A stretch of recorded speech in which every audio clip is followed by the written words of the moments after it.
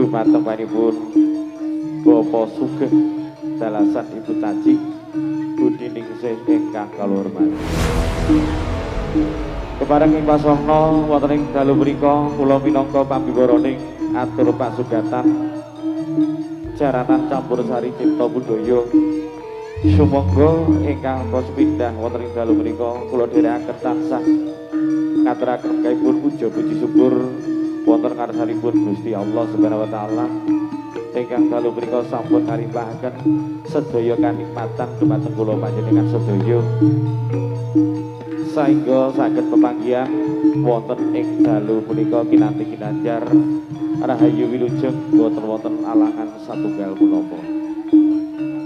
Selawat ugi salam tansah kita tujuaken dumateng junjungan kita Nabi Agung Nabi Muhammad sallallahu alaihi wasallam ingkang dalu punika kula dalasan panjenengan sedaya ugi tansah mawantu-wantu sedaya sawatipun ngantos ing yaumul kiamat samangke pramila wonten ing dalu kang endah wonten dalu niki kula panjenengan sedaya tasih pinaringan sehat wal afiat boten wonten alangan satunggal punapa saged pepanggihan kalian para penonton sedaya khususipun dumateng para bapak dalasan para ibu kagum Kusumapana putri ingkang satuhu kinurmatan wonten dalu menika.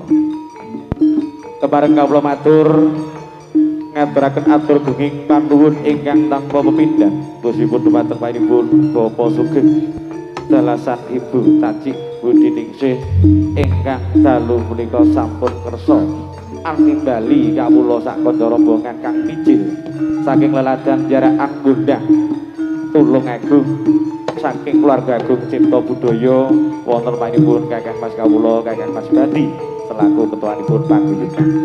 Wabili para rawuh para kadang sutrisna budaya panjenengan wonten dalu punika kasuwun inti pangestunipun bilih panjenengan Bapak Sugeng dalasan Ibu Taji sak keluarga ingkang dalu punika kagungan hajat nggih menika ngramakaken kang putrinipun ingkang keparingan asma Anggi Ayu Widyaningsih SE pikantuk dening Dimas Atif Budiono SE putra saking panjenengan Bapak Haji Muhammad Syafi'i dalasan Ibu Hajah Mohamed. Para rawuh mugya samangke panjenengan Mbak Anggi dalasan Dimas wonten ing dalu punika anggenipun bangun rumah tangga enggal tumuju wonten ing Balewisma tansah pinanggih ayem tentrem boten wonten alangan satunggal punapa ngantos kaken-kaken saha ninen-ninen lan ugi samangke enggal-enggal pikantuk momongan kang soleh solehah wonten dalu menika. Babile dalu menika panjenengan Bapak Sugeng anggenipun bilawentah putranipun ngramakaken putrinipun samangke anggenipun tumuju wonten sajroning Balewisma Agung mugya sak pengkeripun kawula saking keluarga Agung Cipta Budaya ugi saged katuran sowan wonten dalem mriki saged dadosaken sukarana ning penggalih panjenengan sedaya dadosaken panglipur dumateng keluarga mriki lan ugi para penonton sedaya ingkang sami rawuh.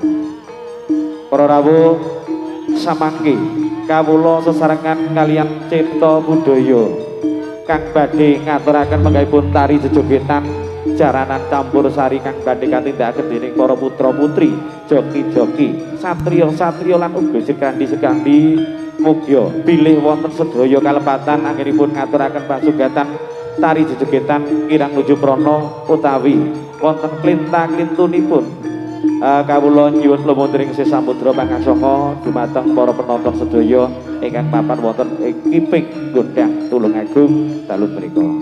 Awisana asesanti tansah manggil bagya mulya tansah lulus tampi kala Cipta Budaya tetep jaya selaminya. Akhirul kalam wabillahi taufiq walhidayah warinayah. Wassalamualaikum warahmatullahi wabarakatuh. Matur nuwun.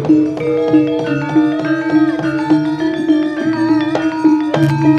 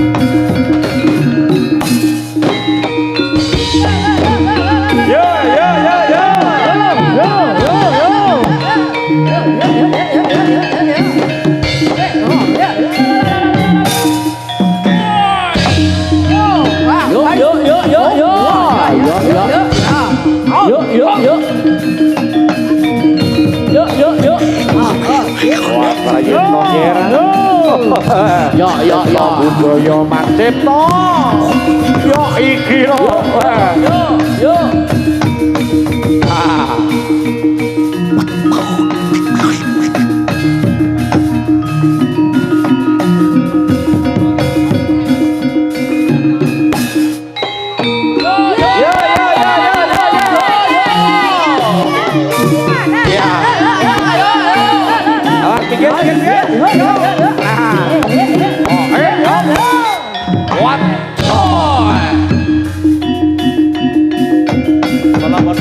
hati-hati yo Ger.